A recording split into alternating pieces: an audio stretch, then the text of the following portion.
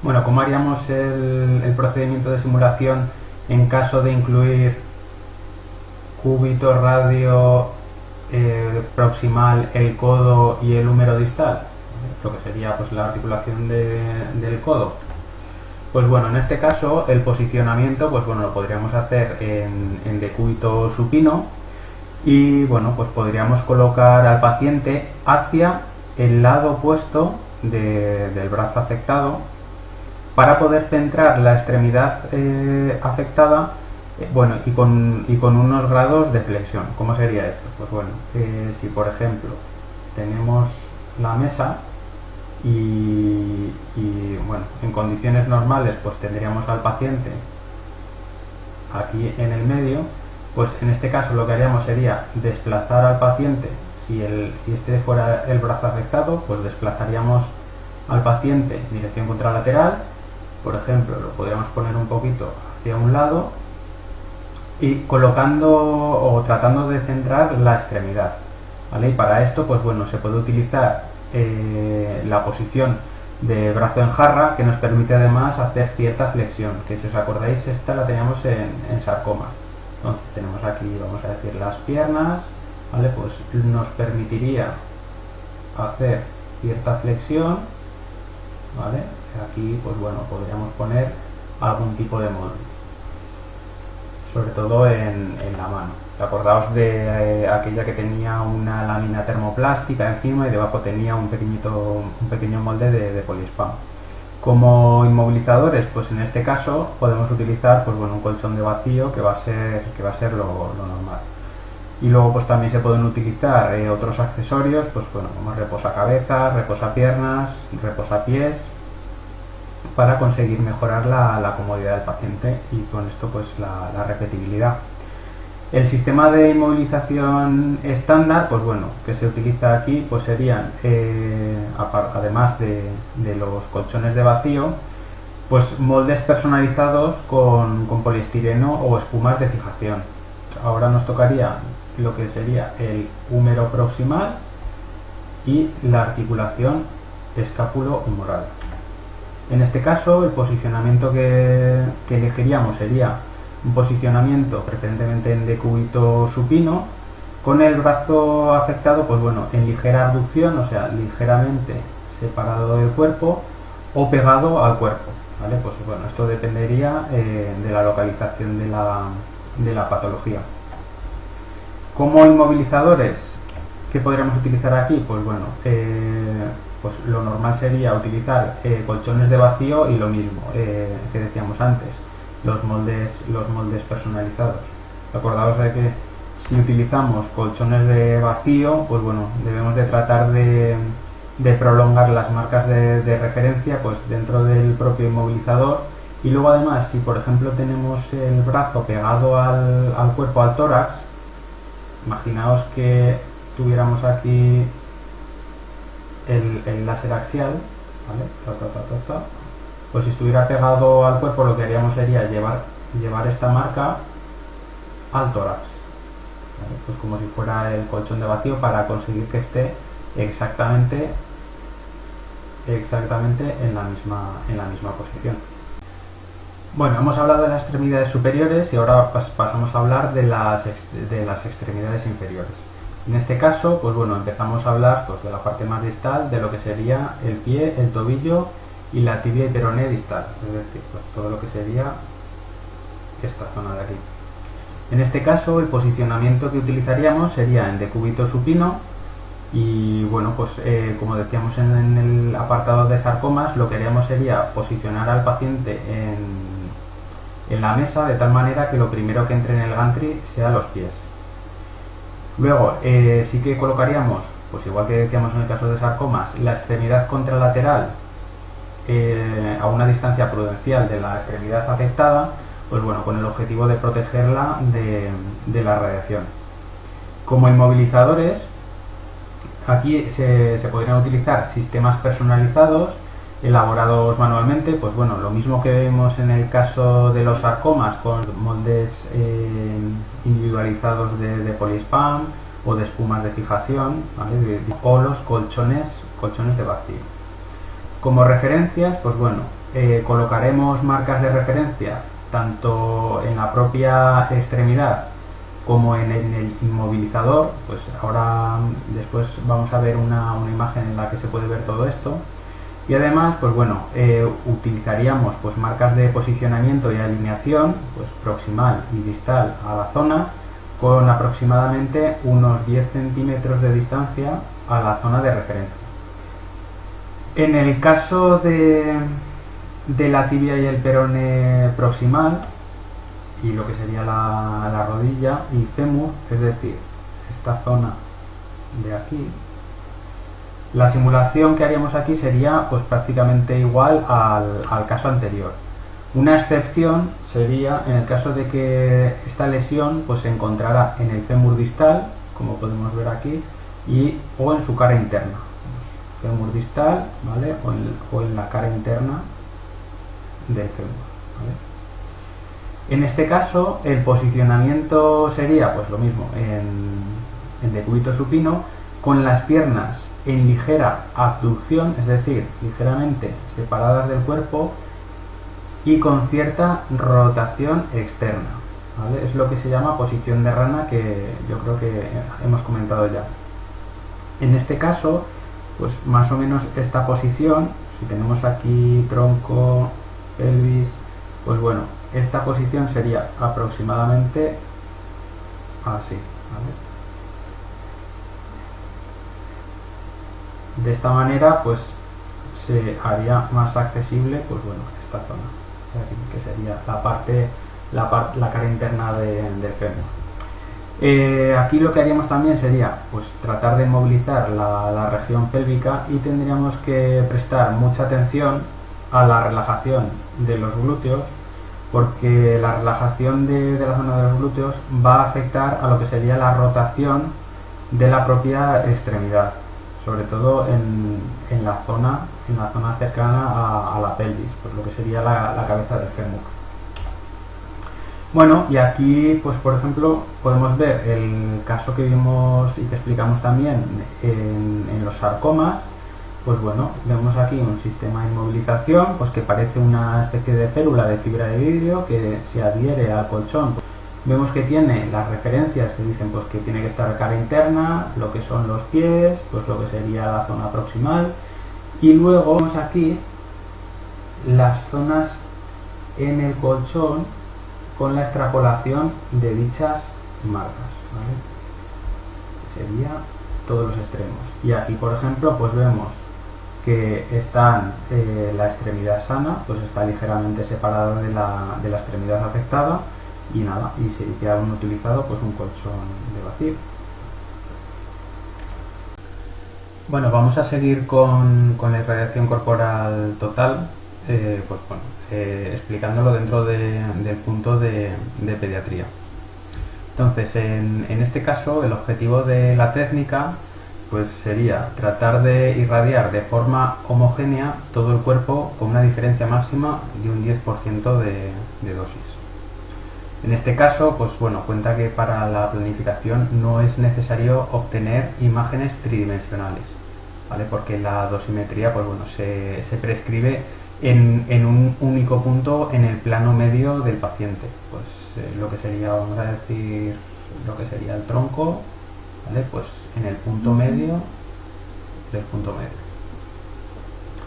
En estos casos, pues bueno, de la misma manera no es necesario delimitar los volúmenes a irradiar, porque en realidad se irradia todo el cuerpo. Y luego sí que es cierto que se puede hacer la delimitación de órganos de riesgo. Sobre todo vamos a ver que estos órganos de riesgo normalmente son los pulmones, y bueno, esta delimitación de estos órganos de riesgo pues se hace suficiente con imágenes convencionales, pues como puede ser de radiográficas y demás. Entonces vamos a ver que en algunos casos pues bueno, pone como una especie de láminas de metacrilato en las cuales pues bueno, se ponen unas protecciones, ¿vale? Que digamos que serían pues eso, para proteger estos órganos de riesgo, que en la mayoría de los casos serían los pulmones. Si el tratamiento, bueno, digamos que en este tema va a diferenciar entre dos tipos de tratamientos en función del tamaño del paciente.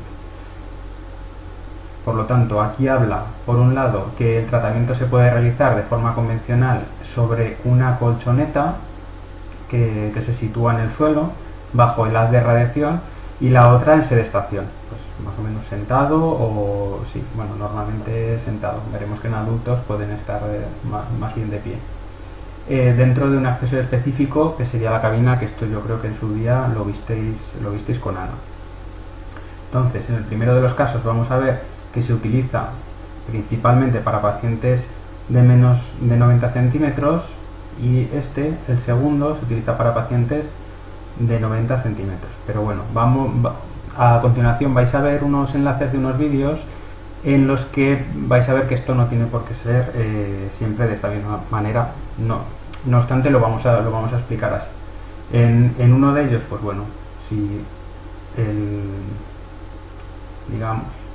el acelerador se coloca en posición de 0 grados, pues lo que sería la radiación va directa al suelo, ¿vale? Donde tenemos la colchoneta con el paciente.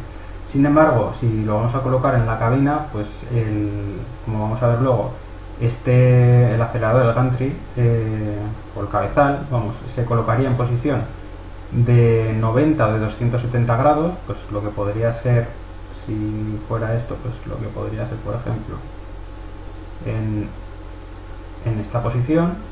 El paciente se colocaría aquí, pues en sedestación, ¿vale? Pues, cogido así, y veríamos que así sería la irradiación. Aquí tenéis los dos enlaces de los vídeos que os los voy a poner en el Classroom. Este sería el primero y este sería el segundo, y en ambos casos pues vais a ver que se habla de irradiación corporal total. En este, el paciente está en vamos a decir, en una colchoneta sobre el suelo. No obstante, el tipo de irradiación, aunque, o sea, es un estilo a lo que veis aquí en esta imagen. No obstante, vais a ver que el paciente, en lugar de estar aquí longitudinalmente al eje Z, vais a ver que el paciente está perpendicular a este eje, ¿vale? Y luego, que no es este, tenéis un segundo vídeo en el cual el paciente, pues bueno, se coloca de pie, y en ese el tratamiento, pues bueno, se trata de un paciente de más de 90 centímetros y el paciente, pues bueno, se coloca de pie en un lado de la sala y se irradia. Vais a ver que se tiene que hacer de 2 veces, pues bueno, porque se supone que tarda mucho rato y necesita un tiempo de recuperación. Bueno, empezamos entonces la irradiación corporal total para pacientes de menos de 90 centímetros. En este caso, pues bueno, la elección de esta técnica depende, pues eso, también del tamaño del paciente, pero también del tamaño de la sala. Las mandíbulas, para poder hacer este tipo de tratamiento, que ya decimos desde arriba abajo, se tienen que colocar en apertura máxima, pues eso, para irradiar el mayor campo posible. Y eso, lo que pasa que en esta situación el uso de la colchoneta, pues bueno, también se habla de que es poco habitual, pues principalmente porque en este caso, hablamos de 90 centímetros, el paciente se coloca en decúbito supino y podemos utilizar pues un reposacabezas tipo de los de tipo 2, ¿vale? Si os acordáis de aquellos. Los brazos se colocan a lo largo del cuerpo sobre la colchoneta, que bueno, aquí dice que es una colchoneta dura, por eso lo del reposacabezas. Y las piernas se colocan en la posición de piernas de rana, que esto enseguida os sonará, que serían las piernas en esta posición, así, ligeramente en abducción y flexionadas. El campo luminoso del acelerador, en este caso, pues bueno, se coloca el cabezal a 0 grados, es decir, aquí arriba, y el colimador a 45, ¿vale? Para que quepa todo el cuerpo del paciente pues dentro del campo de radiación. Aquí la alineación pues se haría con el láser sagital y bueno, pues se colocan marcas radiopacas, una marca radiopaca a la altura del ombligo, Ese sería el isocentro del paciente. Además, se colocaría otra marca, un punto de referencia en la zona del tórax, ¿vale? Esta marca iría pues aproximadamente entre ambos pulmones. Y el objetivo principal de esta marca pues sería, por un lado, servir de guía para el alineamiento del paciente, y por otro, pues bueno, nos serviría para colocar correctamente las protecciones que hemos dicho antes de los pulmones. Esto está bien porque estas protecciones, pues bueno, van en esta especie de láminas que hemos dicho de metacrilato o cristal, ¿vale? O material transparente. Para favorecer la repetibilidad, pues bueno, lo que se haría sería medir la distancia entre la marca abdominal y la marca torácica. Y luego, pues bueno, lo que se haría sería verificar la distancia fuente-superficie, pues tanto en el campo anterior pues como en el posterior, ¿vale? Pues bueno, para asegurar la correcta irradiación. Luego verificaríamos el posicionamiento del paciente y lo compararíamos con las imágenes, realizadas durante la simulación. Y finalmente, pues bueno, con todas estas imágenes, pues lo que haríamos sería verificar, como vemos aquí, verificar el posicionamiento de las protecciones pulmonares. Bueno, pues hemos visto el caso para pacientes de menos de 90 centímetros, pues bueno, vamos a ver ahora el caso de pacientes de más de 90 centímetros. En estos casos, pues como supongo que habéis visto en el vídeo, si los habéis visto ya, pues se utiliza una cabina de tratamiento que, bueno, pues estas cabinas tienen inmovilizadores específicos. Para este tipo de tratamiento, pues lo que hemos dicho antes, el cabezal tiene que estar a 90 o a 270 grados. Y aquí pues lo mismo que antes, el colimador se pone a 45 grados, pues bueno, pues para ampliar el campo. El alineamiento del paciente se realiza pues tanto con los láseres como con la retícula, que luego veréis en la imagen posterior. Y lo que se haría, pues bueno, para buscar esa repetibilidad, lo que se haría sería medir la distancia entre el isocentro de la unidad de tratamiento, que se vería en el centro de esa retícula, que vamos a ver luego, al centro de referencia del paciente, que supuestamente estaría sobre el ombligo. En este caso, pues bueno, esto sería muy importante, pues para lo que decíamos antes, pues para el tema de la reproducibilidad del tratamiento y la planificación. Lo mismo que para que se coloquen correctamente pues el tema de las protecciones. Para la alineación, además de la marca del ombligo, haríamos una marca a la altura del tórax, que nos va a servir para esas dos cosas, tanto para alinear al paciente como para colocar las protecciones de los pulmones.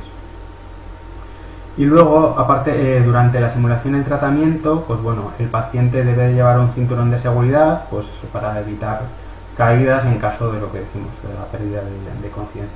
Es recomendable que el paciente descanse en la simulación o el tratamiento, pues bueno, entre el campo anterior y el campo posterior. Esto es principalmente pues porque este tratamiento puede durar pues más de 30 minutos. Además, en este caso, pues bueno, podemos utilizar pequeños procedimientos, pues bueno, para facilitar el proceso al paciente. Si estamos hablando de pediatría, pues bueno, podemos aprovechar para contar un cuento por el intercomunicador, reproducir música, si hay una pantalla, pues poner, no sé, alguna pantalla, dibujos, alguna cosa así. Y luego sí que habla en este tema de que como alternativas a este tratamiento, o sea, la irradiación corporal total con este protocolo, pues bueno, se pueden utilizar otros sistemas que permiten una posición más cómoda y reproducible. Pues, y para esto pues pueden utilizar pues técnicas como el Rapid Arc, que en realidad es una variante del VMAT, o por ejemplo la tomoterapia. Bien, pues aquí se puede ver que el cabezal pues estaría aproximadamente a unos 90, perdón, no grados centígrados, a unos 90 grados. Esta sería la radiación. Aquí tendríamos la cabina en la que el paciente pues bueno, podría estar en este caso, bueno, lo que decíamos, en sedestación, que no es completamente sentado ni mucho menos. Y aquí vemos una imagen con la retícula. Aquí vemos el isocentro del equipo y vemos aquí las protecciones, ¿vale?, para los pulmones, que irían acopladas aquí en esta lámina transparente. Y bueno, pues para acabar vamos a hablar de los protocolos de adquisición de imagen en el caso de pediatría, o sea, no para irradiación corporal total. Aquí estamos hablando de todo el punto de pediatría. Entonces, en este caso, en el protocolo de imagen, pues bueno, recomendaciones, pues se debe tratar de incluir la totalidad de la estructura a estudio en la imagen. Bueno, esto es una cosa lógica.